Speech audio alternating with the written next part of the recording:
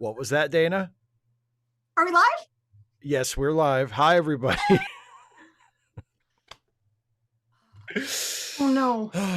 Yes. What? Thork. What happened? What's wrong? No, I forgot a thing. That's okay. We're good. We're good. I'll Okay. I'll get support. I'll call tech support. Okay. So, for those of you who are joining us, we will be watching the second half of Poirot Murder in Mesopotamia tonight. And we will be picking up where we left off last time. And that is at the time code that you can see displayed above us on the live stream, which is 46 minutes and 39 seconds. So if you would, while we're doing our start of the show chit chat, to prepare, not only make sure you have your copy of the Poirot episode ready to go, which you, if you need to, you can download from the Internet Archive through the link that is in the video description, but go ahead and sync it up to 46 minutes and 39 seconds and then just leave it there. And then in about 15 or 20 minutes, we'll count you in, and we'll give or take, sometimes more, sometimes significantly more. It all depends. But yeah, and then we'll watch the second half of Poirot, Murder in Mesopotamia, although I don't really see the point anymore because Azalea spoiled it for everyone in the chat. Thanks a lot. Someone gets murdered. No fucking point, you know?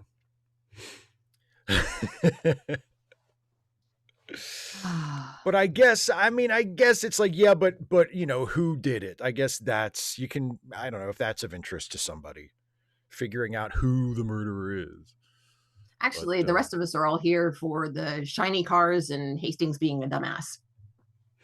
Well, that's every episode. I mean, except for the ones Hastings not in. I know, such a bummer. Then there's usually another designated dumbass to kind of fill that slot.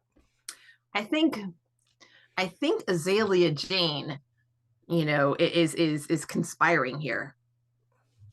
Yeah, Azalea, we're watching Deep Space Nine next week, and it's a hell of an episode. We'll talk about that at the end of the show. But no, Snake Big Cat with the Poirot Star Trek crossover with the missing baseball card. Who is this? There you go. Bokai, the baseball player. Hi, Caitlin. Hi, everybody. Hastings is such a delightful dumbass. Yeah, I mean, what I have come to realize from just, you know, watching this show with you is that Hastings is the way most people who never read Sherlock Holmes always assumed Watson was. Yeah, well, exactly. Yeah. I mean, that's exactly what she was doing.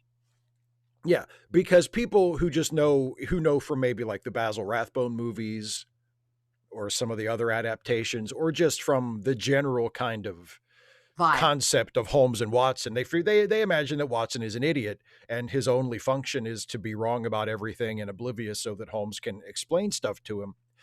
And while that does happen, and there are those scenes between Holmes and Watson, Watson is nowhere near as incompetent and oblivious as his reputation suggests. And in fact, even some of the scenes in the Holmes stories where Holmes is kind of, you know, giving Watson a hard time for being a dumbass, that's more about Holmes being a jerk than it is about Watson like actually being, you know, a doofus. So, well, yeah. and let's also clarify, Watson is not nearly as much of a doofus, not only as his reputation, but as Hastings is. Hastings is honestly a doofus.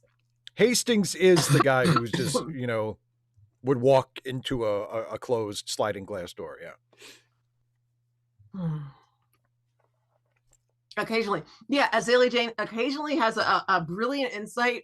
Usually it says something, but no idea that he said something brilliant. Like no idea. Said completely by accident. Exactly. 255 AD says, in your new video where you talked about ice, arresting Native Americans, I worry complaining about that legitimizes the idea that it's less objectionable to genuine migrants how ICE does. I mean, obviously, I would never want to give that impression. Like the way ICE is conducting itself, it's wrong no matter who the target is, whether they're immigrants or, you know, regardless of legal status, or citizens, whether or not they're indigenous. Like, it makes no difference. Like, what ICE is doing is wrong and inexcusable. But it points out the absurdity of it, and also the inherent racism of it. You know, they see a brown skinned person and they automatically think, well, better check that one out. You know, so yeah. Mr. I Love the Ants, we're starting at 4639.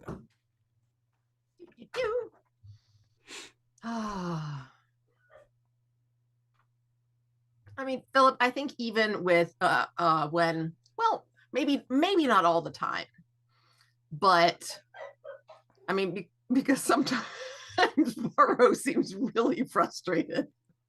But I think overall, it's, you know, a blend, a loving blend of, you know, friendliness, you know, genuine caring, and are you kidding me? Yeah, and also just say it's the drugs. It's the drugs. And also, I mean, as far as like Watson coming off as a dumbass compared to Holmes, part of what makes Sherlock Holmes is that he perceives things and you know, draws conclusions that no one else would. Mm-hmm. Or maybe no one else Sherlock other than friggin' Holmes. Yeah, or maybe no one other than his brother Mycroft, who is not in very many of the stories, who only shows up every once in a while. Who is also weird. Who is also a weird, like, crime solving machine. But yeah, so it's not that it's like well, I just watched it, you know, a few weeks ago for Christmas.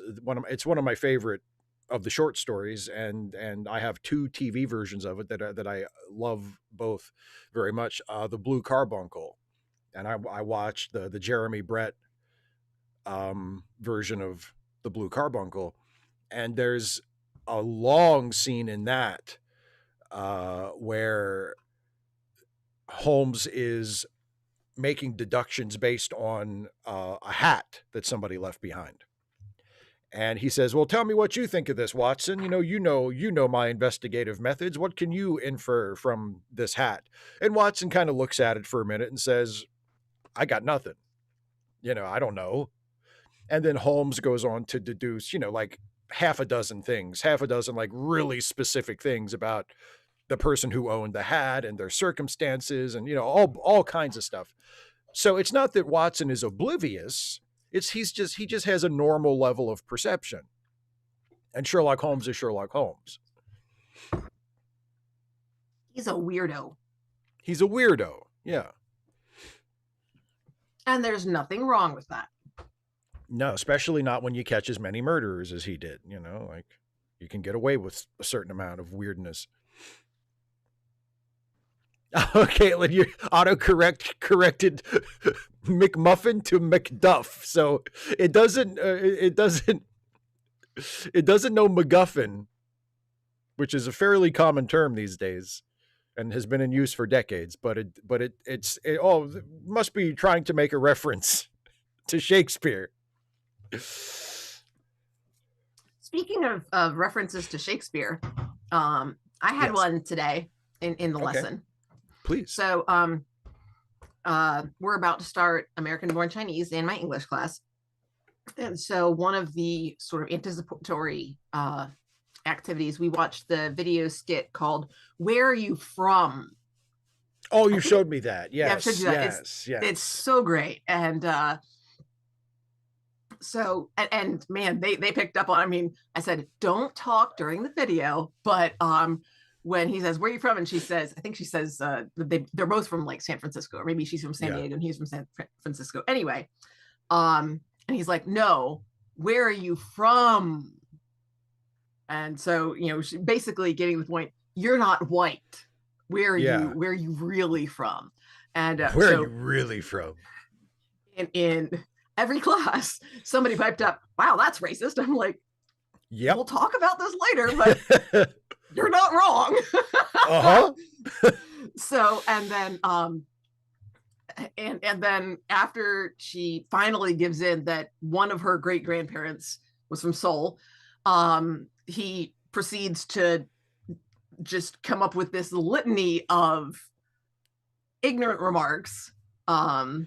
And she says, and she's just like, and then she's like, "What about you? Where are you from?" He's like, "Oh, San Francisco." No, no, where are you Right. from? She turns it around on him. Yeah, she turns it around.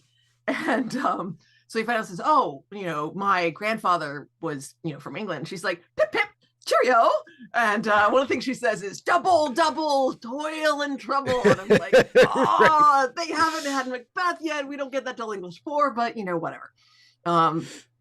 And we talked about, another one she throws out is "mind the gap," and so we talked about that too, because it was a great way to talk about, to segue into talking about graphic novels and talking about the gutter. Yeah. Oh, so nice. It was just Nice. Yeah. So that was fun. 255 AD, I haven't seen that, but that sounds really funny. And that's the other thing we talk about Watson. Like when you look at the original short stories and you look at the original Sidney Paget illustrations, yeah, Watson does not look like Nigel Bruce in the 1940s. You know what I mean? He's not like a squat, tubby guy. Like Watson can handle himself. Watson is, Watson's he's in like a good shape. younger Alfred. Sort of. Well, because remember, not Watson's not only a doctor, he was also a soldier. Mm-hmm. Like he's not just Holmes's buddy that goes with him on his cases. He's sort of like Holmes's muscle. Yeah, I mean there are multiple times in the original stories where Holmes will say to Watson, "Hey, bring your gun," because Sherlock Holmes doesn't have a gun, but Watson does. He has his sidearm from the army, so he's like, "Hey, bring your gun along. That might come in handy," Oh, it's so good. And then he's like, just, American. She's like, "Oh, you're Native American?" And he goes and says, "No, just regular American." And she has this faint lift of her eyebrows, and then she blinks. And then he goes, "Oh, well, my grandfather was like from England." And it's, oh man, it's just so good. Yeah, Woo. yeah. Oh, and Mr. I Love the Ants and Snakebit Cat both pointed this, as far as the comparison of Watson to Alfred. Yes, the original Alfred was, a little tubby guy. Alfred didn't become the more familiar sort of tall, slender version from the comics that we know until either the late 40s or into the 50s, I think. Original tubby Alfred was around for a little bit. Yes, Watson's trusty blunderbuss that he carries around like Elmer Fudd. I'm hunting criminals. Which means clearly that Sherlock is Bugs Bunny. Bugs Bunny. Which makes it that Mycroft is Daffy Duck. Oh man, I don't. He's not Elmer. He's not down here. He's a pretty smart cookie, but he's also not Bugs.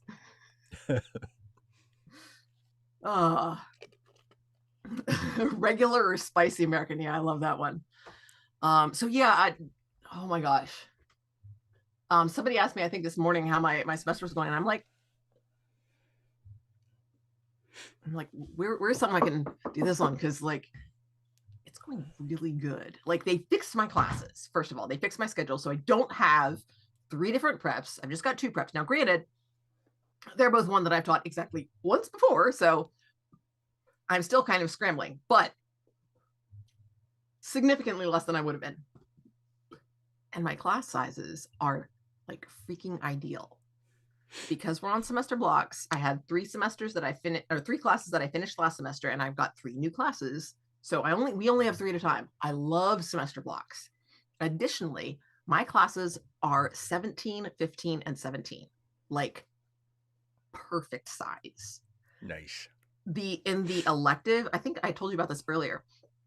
We took like most of a 90-minute class and then half of another 90-minute class to go through like the back cover, the front cover, the title page, the interior front cover, and like the first 6 pages of a graphic novel. Like I led them deep into this text with a fine-tooth comb. I mean, we're talking about like layout, the different ways that the speech bubbles are shaped, positioning on the page, the weight of lines.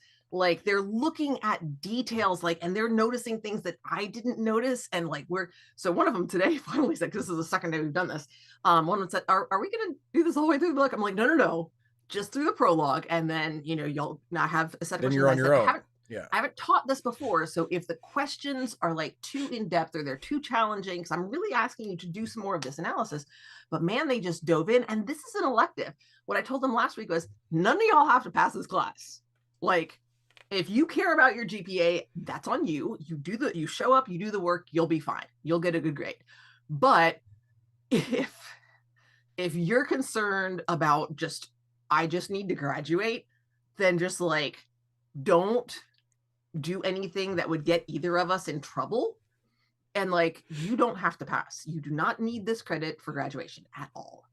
And they worked so hard today. And I was just like so proud of them for a class that doesn't really matter, just because they were interested and they were thinking, oh, so awesome.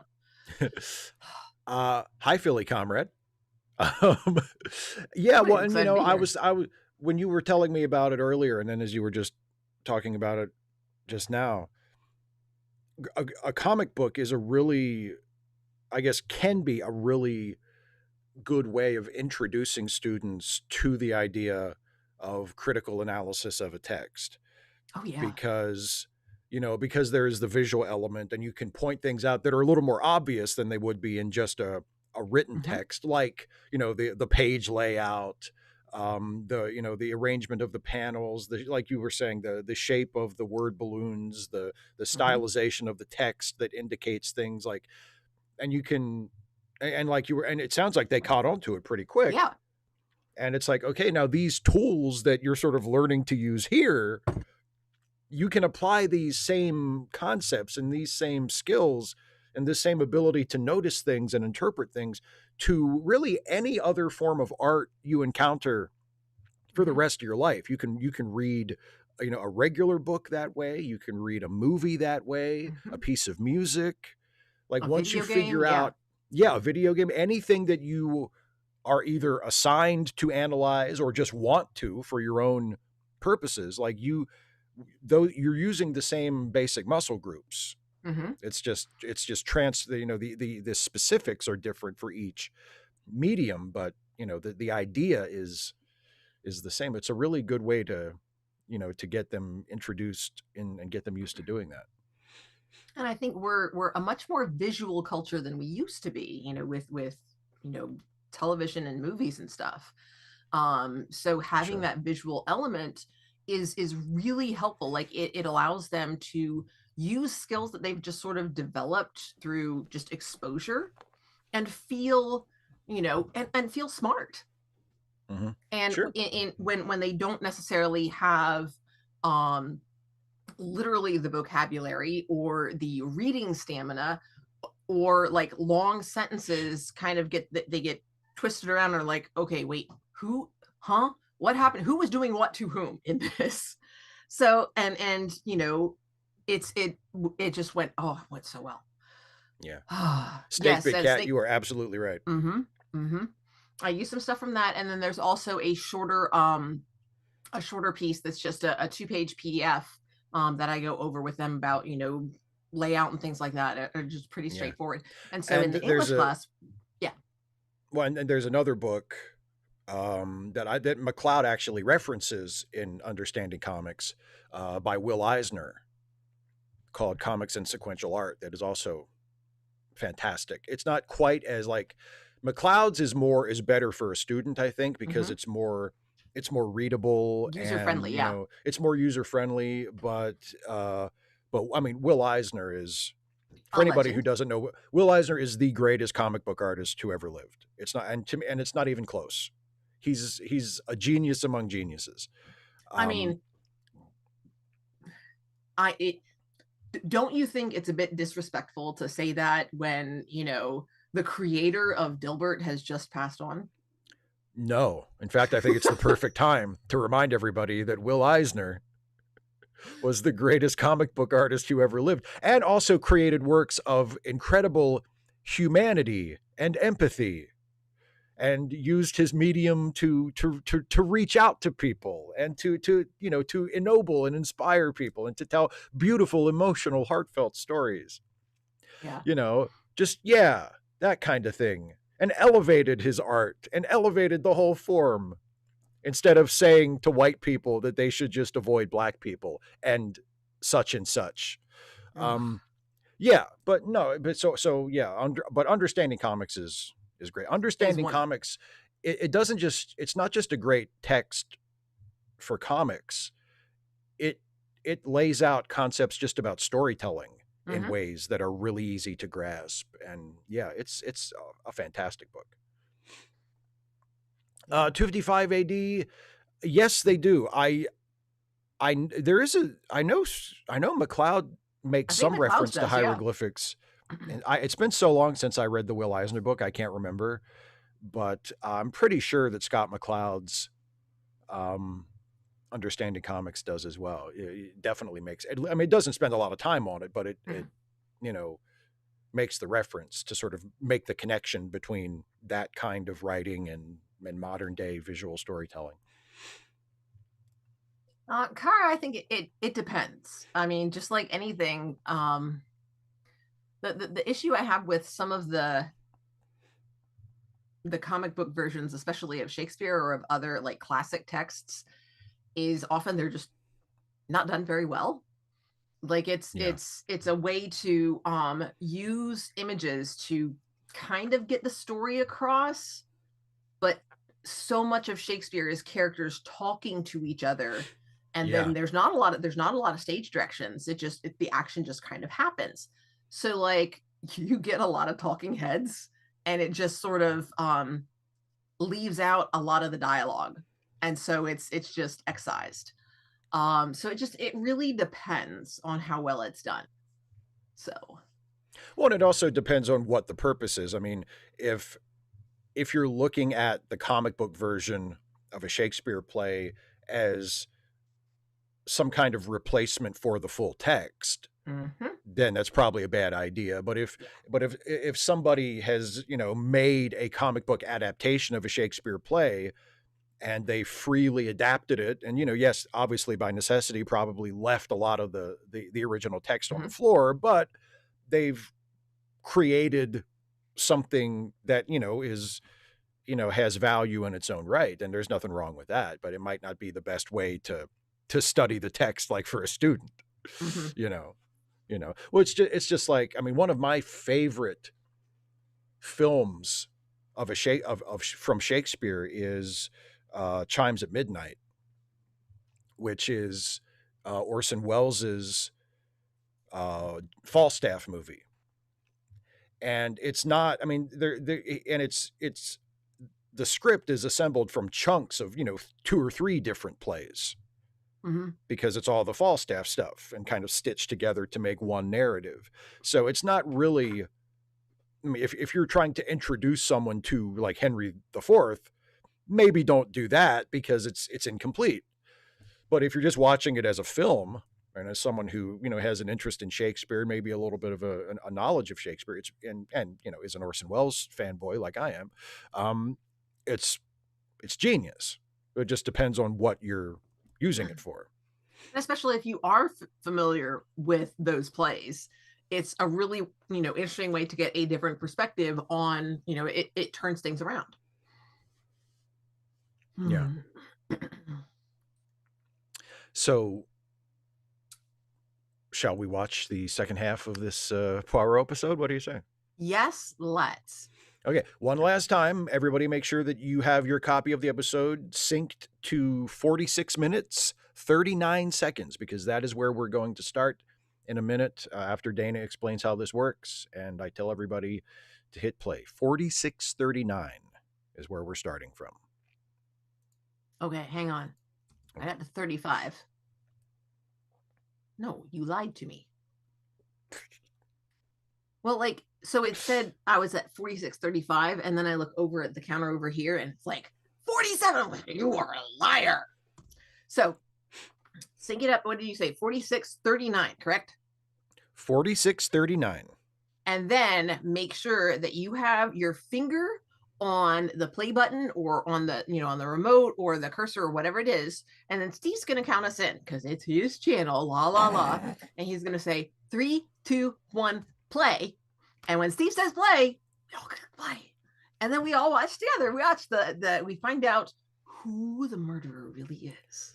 Who did the murder in Mesopotamia? Who made the mess in Mesopotamia? On the dot.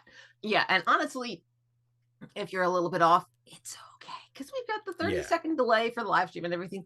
There's also the time code up here that if you're not sure about, it's up here someplace. Woo! And so, if you go off to the loo or something and you come back and you're like, this doesn't make any sense, you can be like, shh, you can find the time code and make it match up and it's all good. Ta-da! Real quick, Mr. I Love the Ant says, Steve, are you looking forward to Starfleet Academy tomorrow? Yes, because I have already seen the first 5 episodes. I was invited on a Star Trek podcast to review episodes 1 and 2, and they shared their screeners with me. So I watched the first 5 episodes. The first 4 episodes are excellent. The 5th episode, I did not care for, but I bet everybody else is going to love it.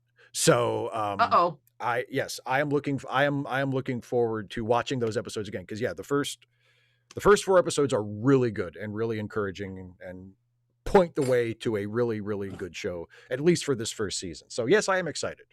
And I hope everybody watches it and enjoys it as much as I did.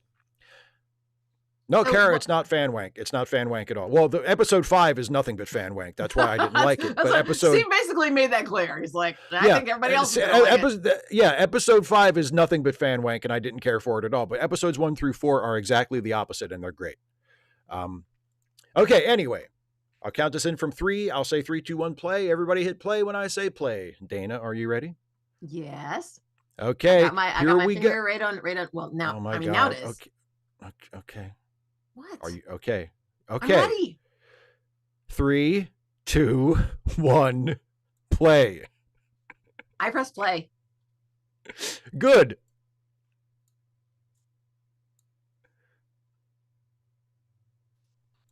Yeah, Mr. I Love the Ants, like I blipped it and then I'm like, that doesn't look right.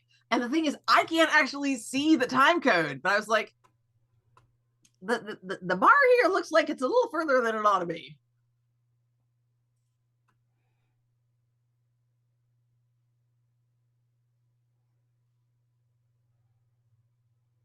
Any sign of your girlfriend yet, Poirot?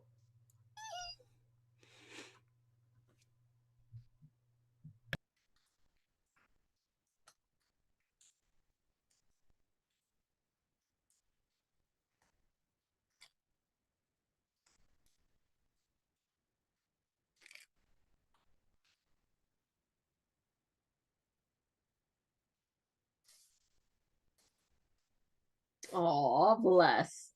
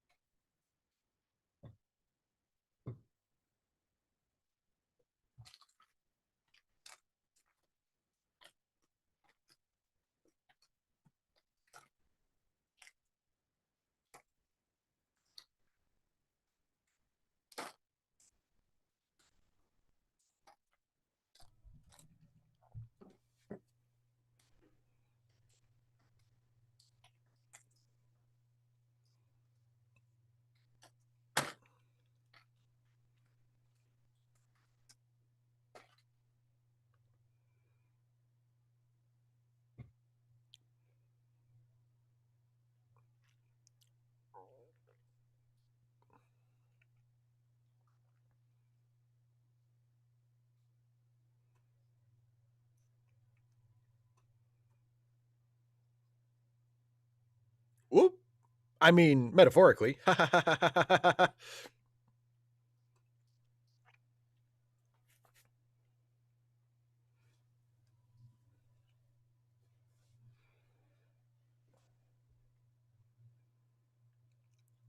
Poirot often threatens to kill people. I never mean it.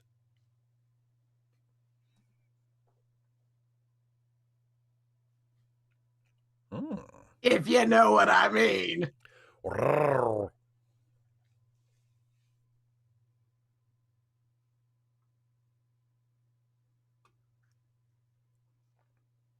No.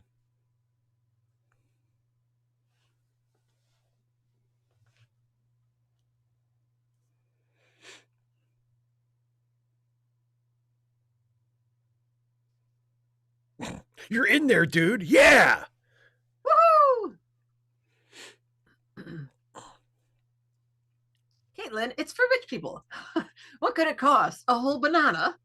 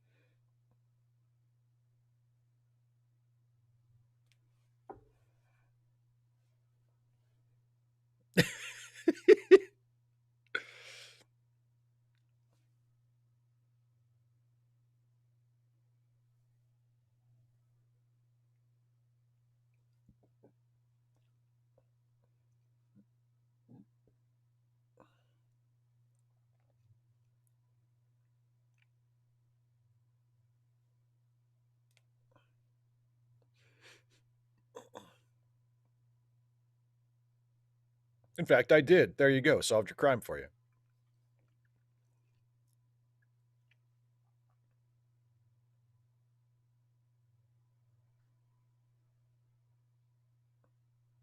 That's dumb.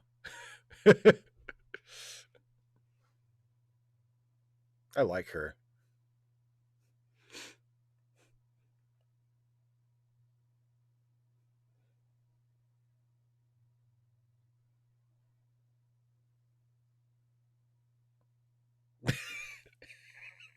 I love her so much.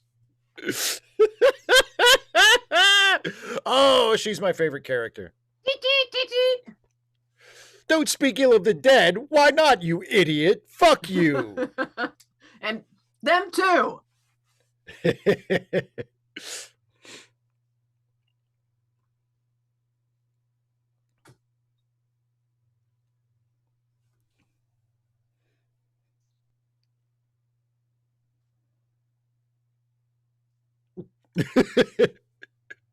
Having trouble with the stairs there, Poirot?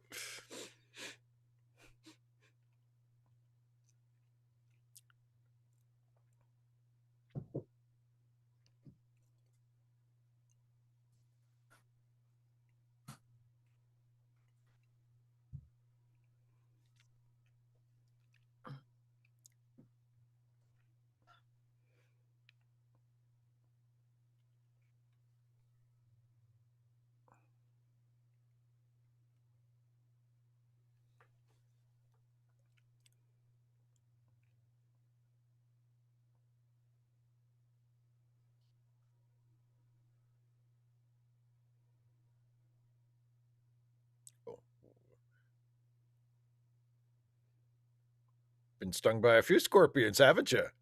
Uh, Uh huh.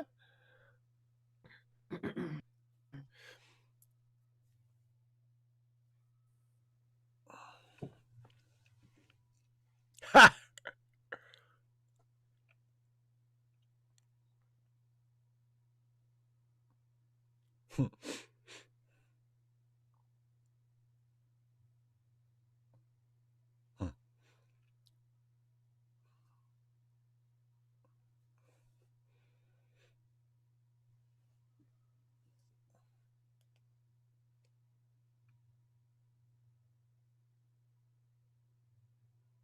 Dun dun dun.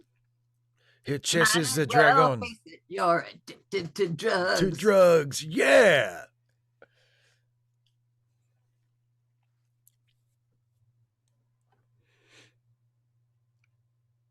You know, Hastings, winners do not do drugs.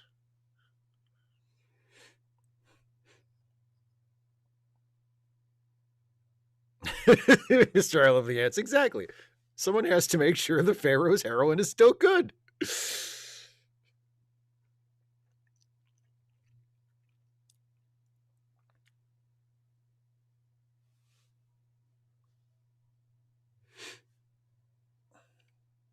Hmm.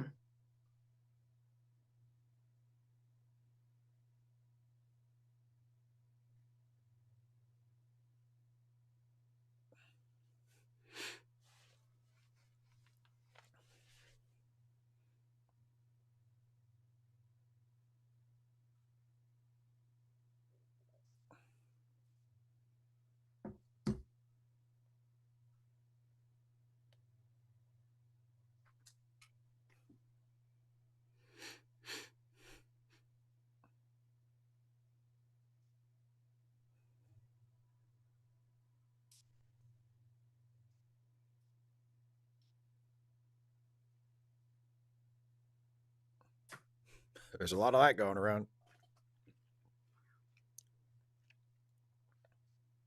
Hello, capitalism collapsing. We're watching an episode of Poirot, the TV show. Except like not here because that would be really expensive and we can't afford it. Yep.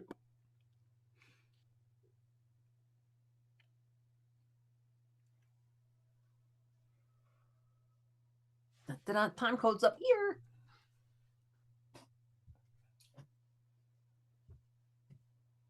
Roll it out again.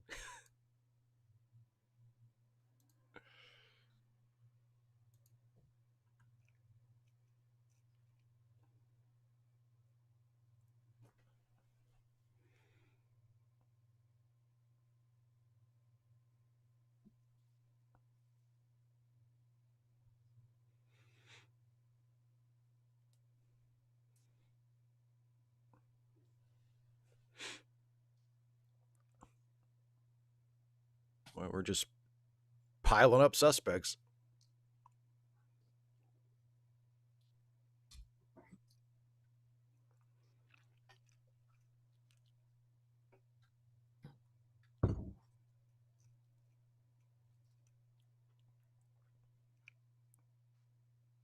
Um so capitalism, the whole episode is an hour and 43 minutes long, is what mine says. So it's Really counting that up long? to an hour and 43 minutes, yeah. Wow, that's really long.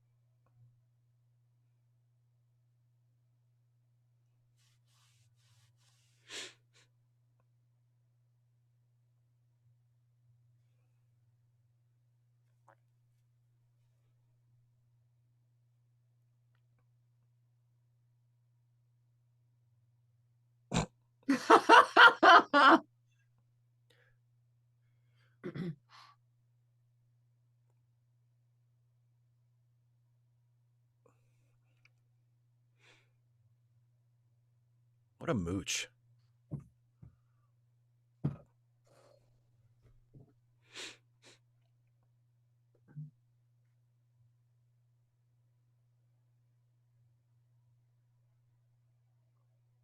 Did Hastings accidentally discover something important?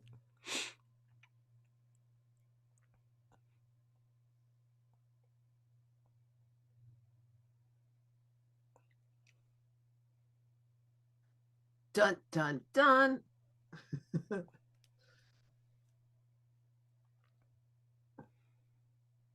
Ooh.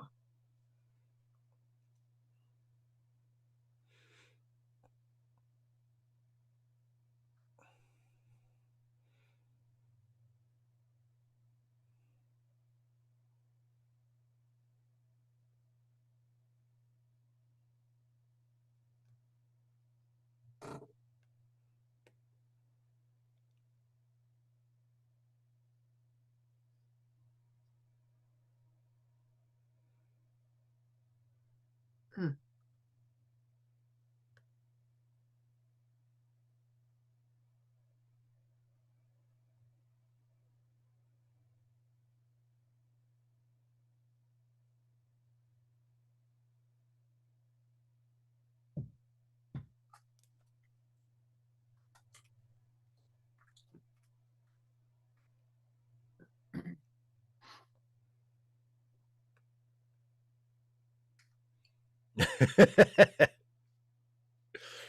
Any word from my chick? No. Le disappointment. Très disappointment. Hi, Garden Lord. We are watching Murder in Mesopotamia, an episode of Poirot.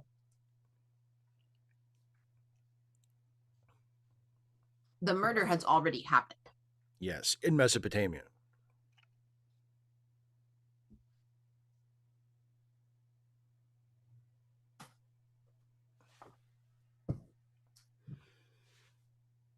Yeah, an hour and 43 minutes is a pretty solid runtime for a movie, I would say.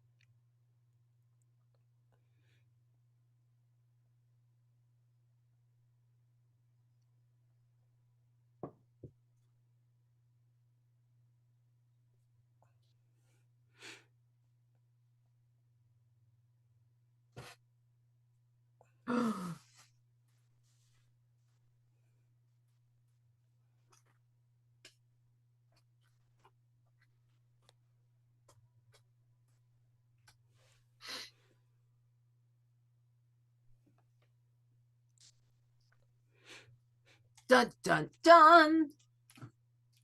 Just taking a little nap. Forever. Well, there's your problem.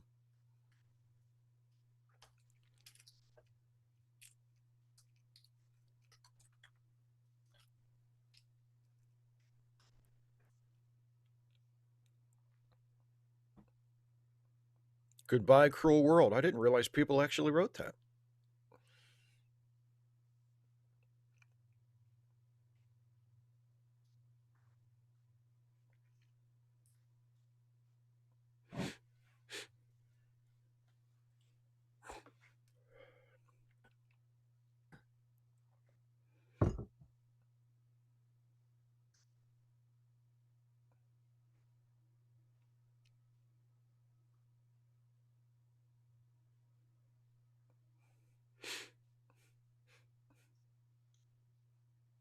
Caitlin, that's a good one.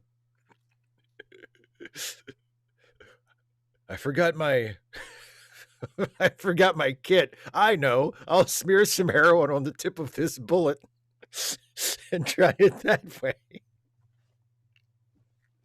Didn't work.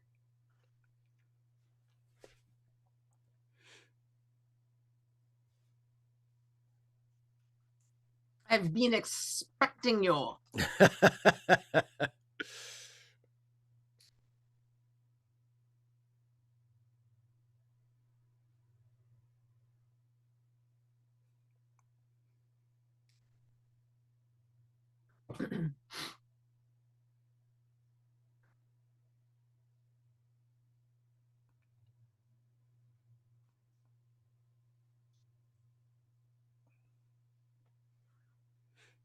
Oh, and that's going to take him all day?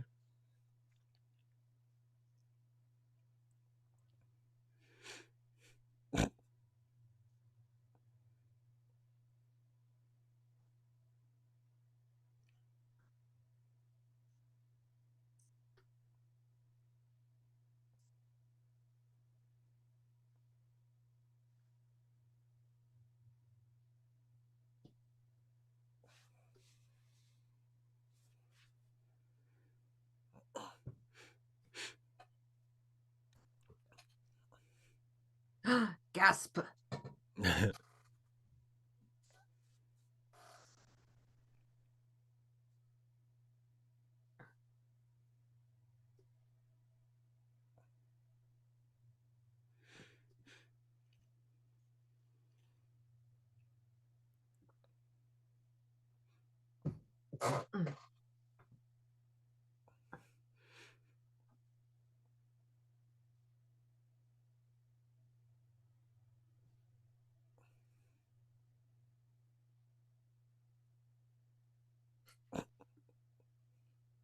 You like it? It's the Holy Grail. Also, you know, there's a cow's head on it.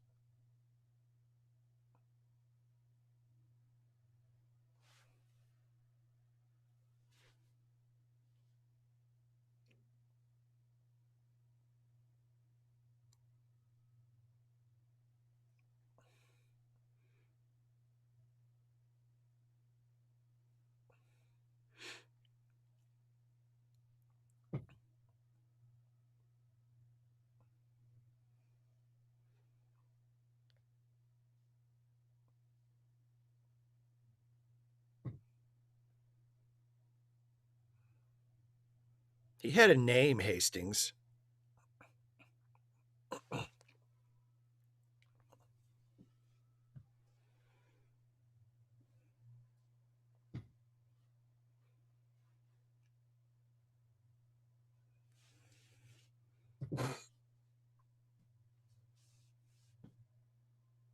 Uh.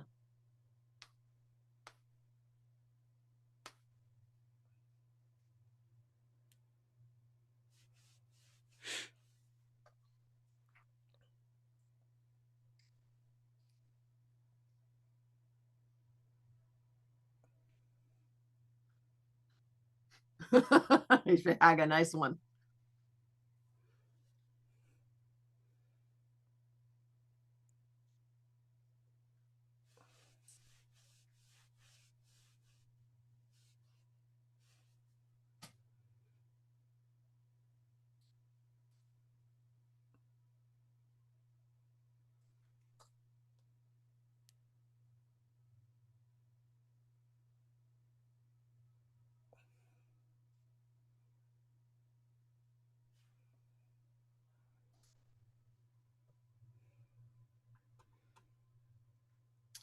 Kara, I think it's her.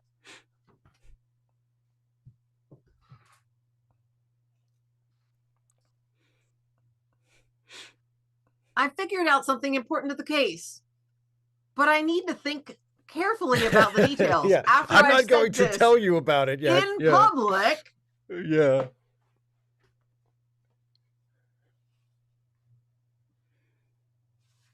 Shut the hell up.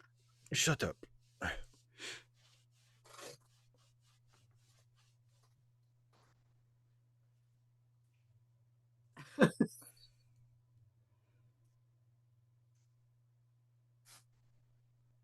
From you.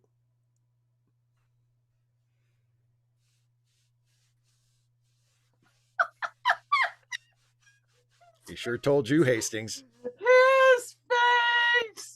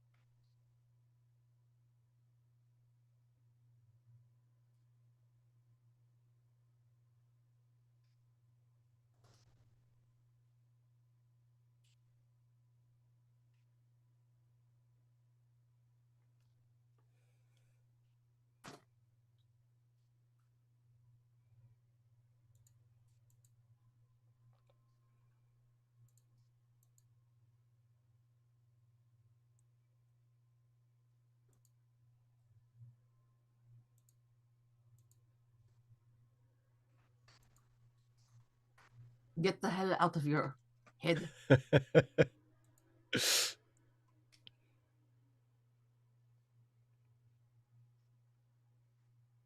Um, capitalism is collapsing probably because you're dead with the face melting and stuff. A bit late for that.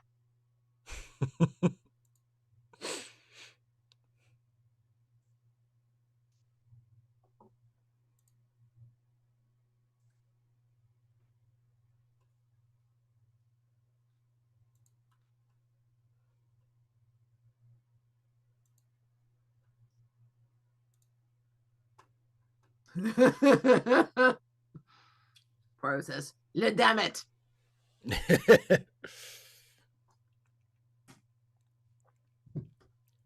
It sounds like the fly from The Fly.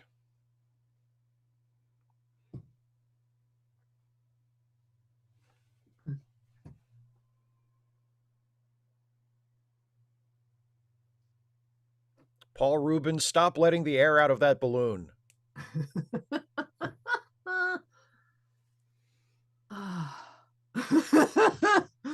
He is very determined.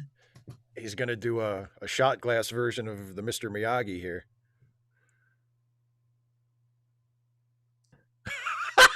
I love how you can. Oh no! Oh no!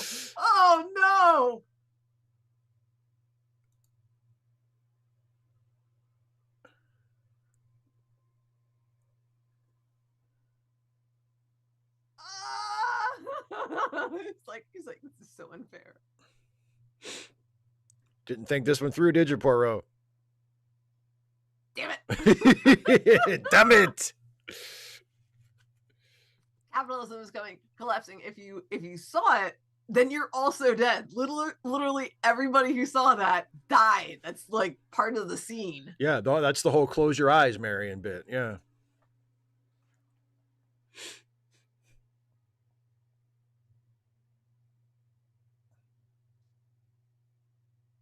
This is a loud ass fly.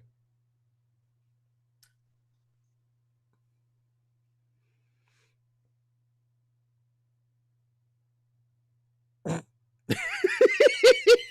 just like pushes it out the door. Just kill the fucking thing, Poirot. Are you that gentle? Poirot is le Buddhiste. I do not take as alive, Hastings. I do not take as alive. There you go, buddy. Had to be done. I make le Had mess. to be done. Oh.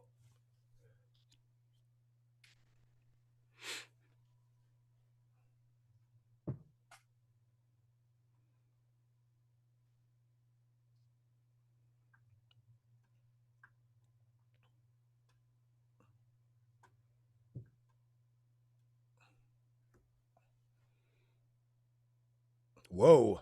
Yeah, when the glass is smoking, that's a bad sign.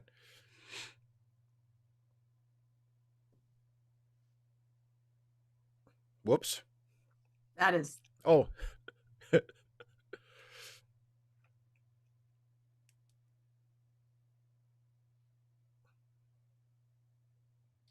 I am trying.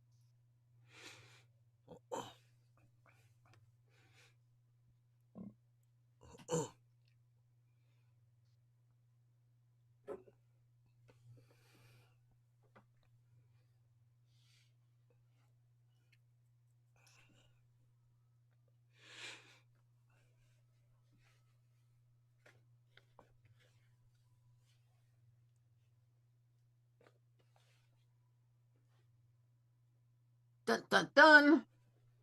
You know, they really should have called this one Murders in Mesopotamia.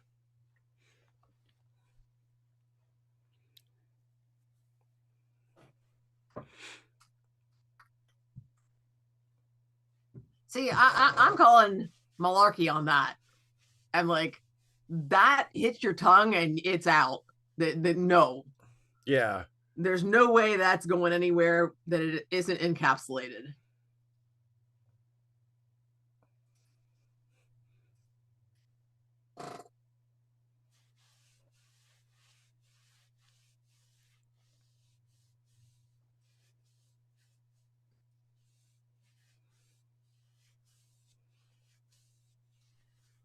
That's true, Caitlin.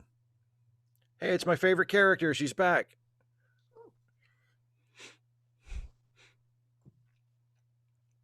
Giving Poirot a telegram, you dumbass. It's a ransom note.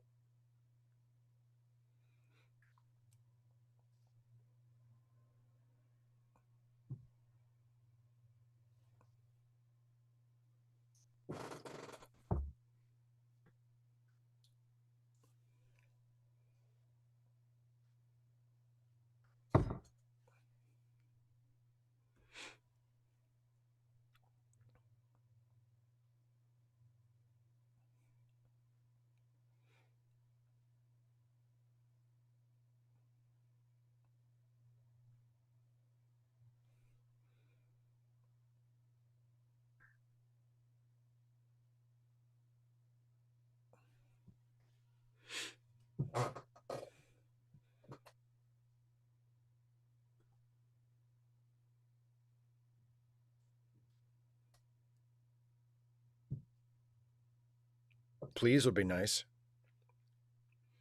I'm British. I don't have to say please to any of these locals, these savages.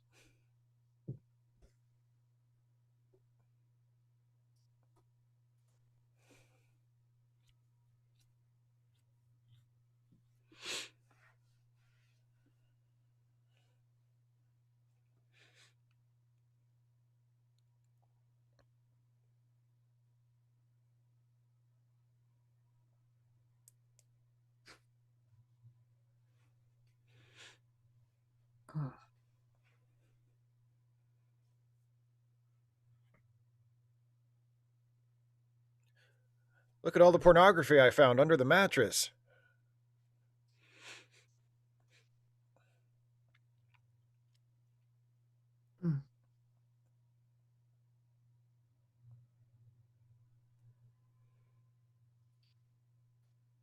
I'd say if that isn't blood, I'll eat my hat. But it's a very large hat, you see. Yeah, Caitlin, exactly. I mean, and just pain, pain, Yeah. pain, burning the whole time and just waiting to die.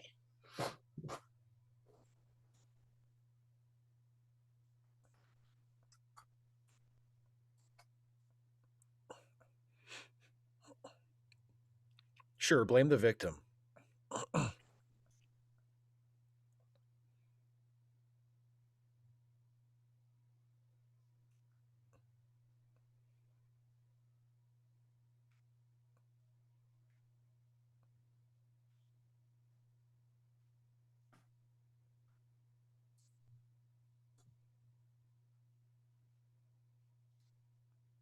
And I'll share it with you right after this.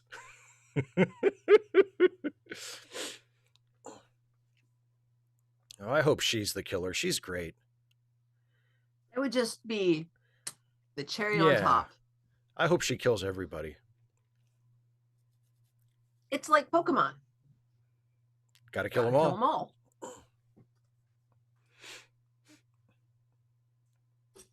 them all. That's why they're chit chatting quietly, Carhus.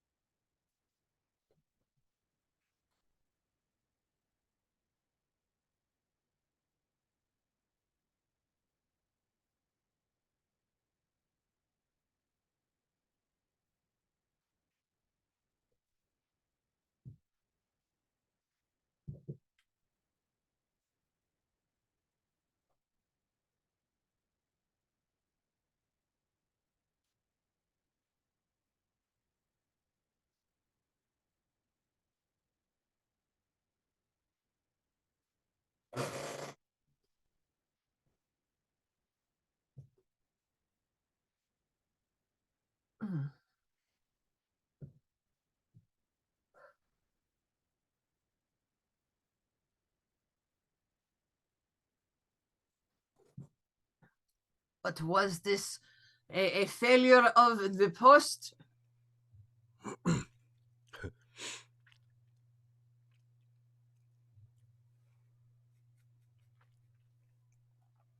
Well, capitalism is collapsing. I mean, that would presume that you have a religion to start with. It's also presuming that what you see the relic appear to do can only be explained by the religion it represents being true.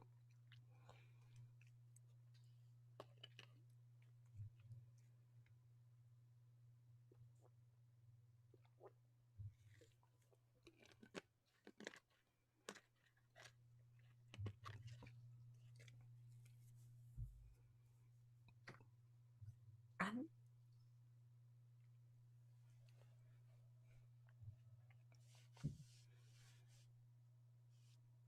no, no, no. No, no, no.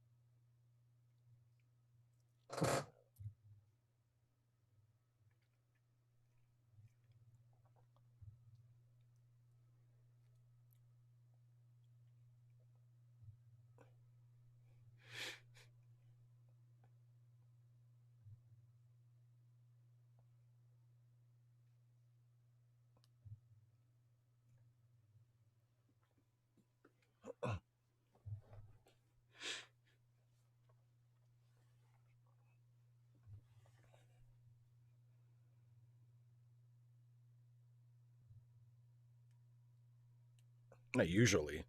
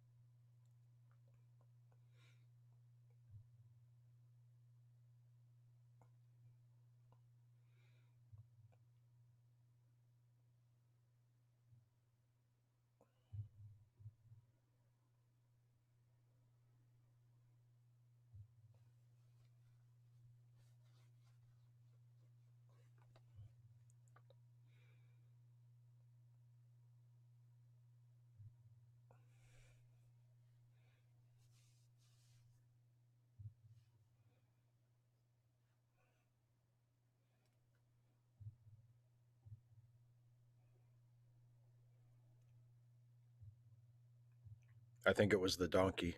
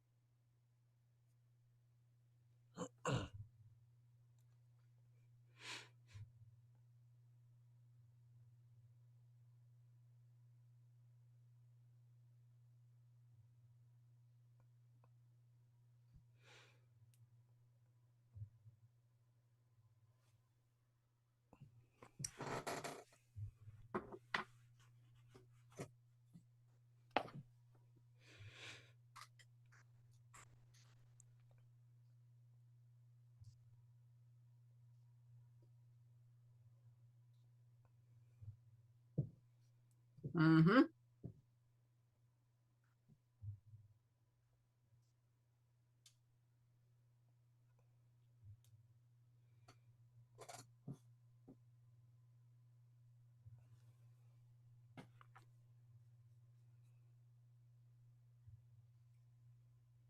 That's okay, Cthulhu.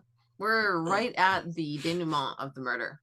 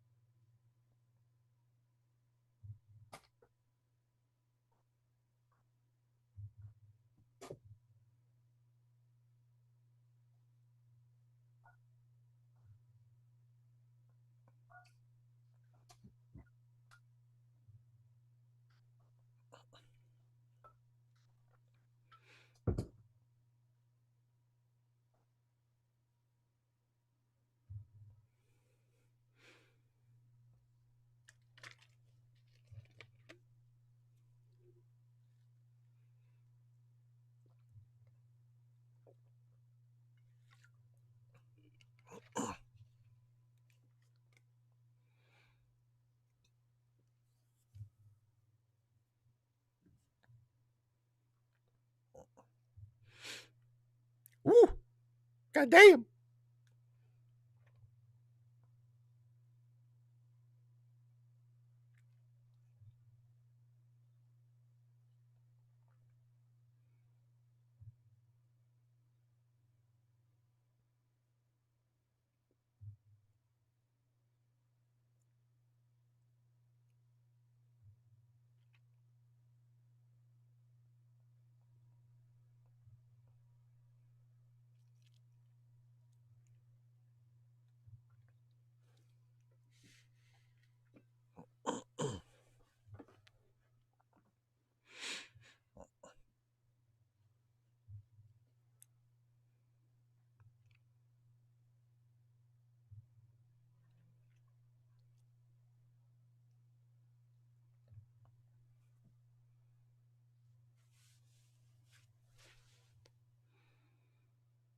The TV show, Cthulhu Hug.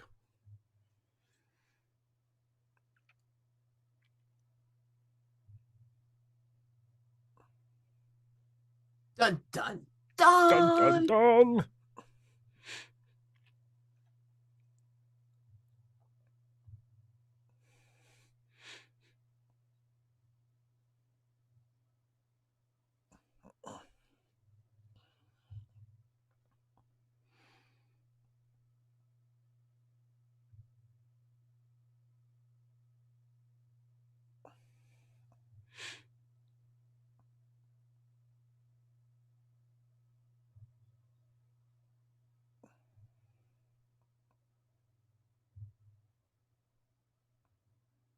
It was so easy to get a new identity back then, wasn't it? You just switch wallets with some dead guy and you're set to go. It's one of the things I find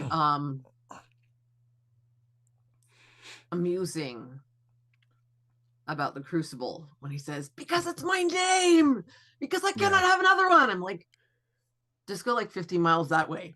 Nobody's going to know who you are. Just call yourself Mr. Smith.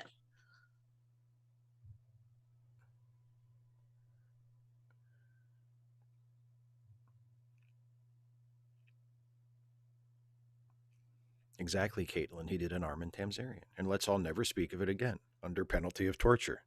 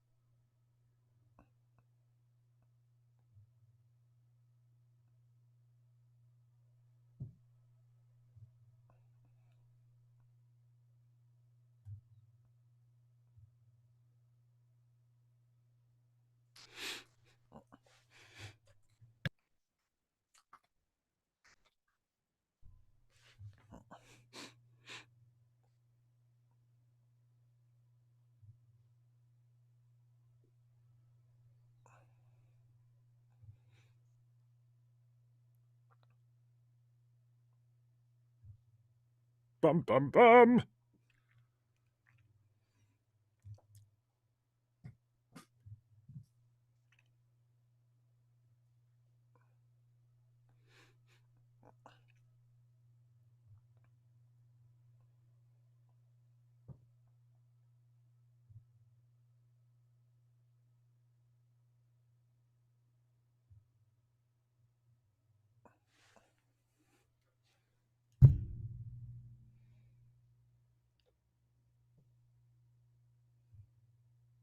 Exactly, Mr. I Love the Ants. Her husband was her husband all along.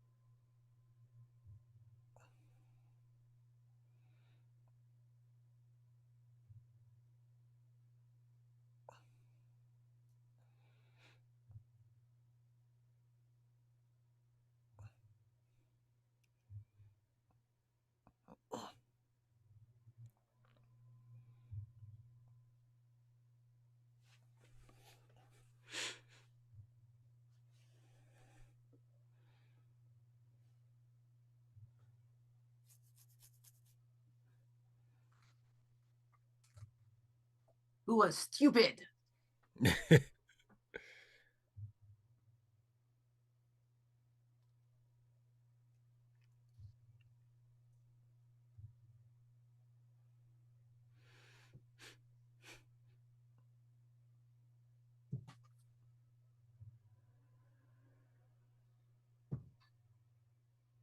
Of having to murder people.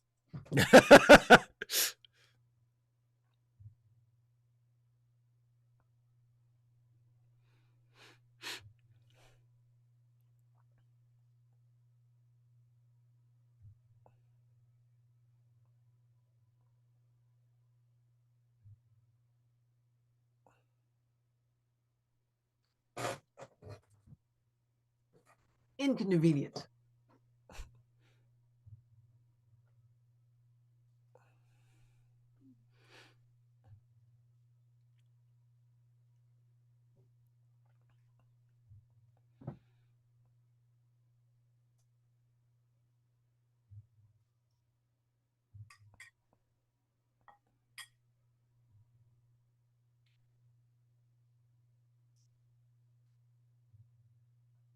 Oh, but I did. Oh, too late.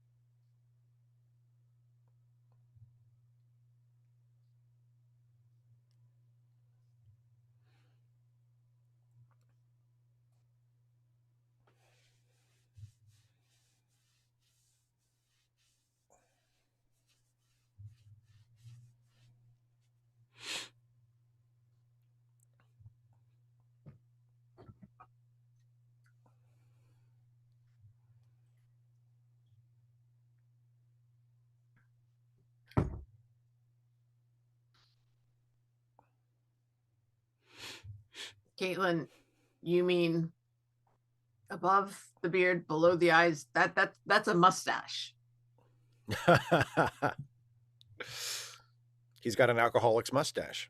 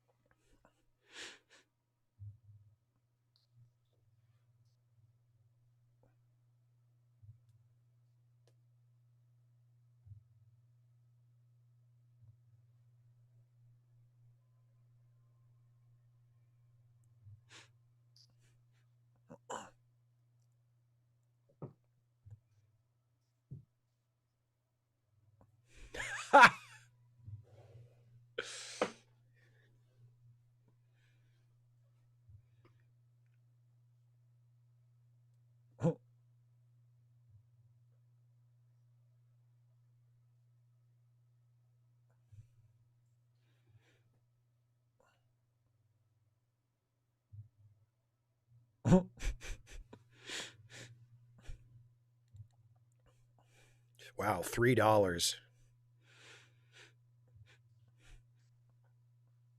Hastings, we shall never speak of this again.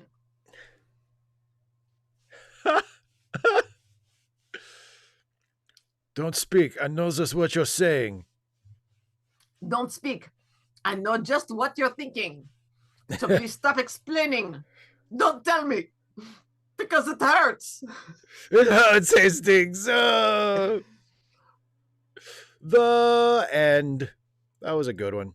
Oh, I so funny. do I do enjoy that utterly ridiculous trope of the wife marrying the same dude twice and having no idea that it was the same dude and trying to explain it by saying, well, it was 15 years later. His face was different. Like, no, I'm sorry.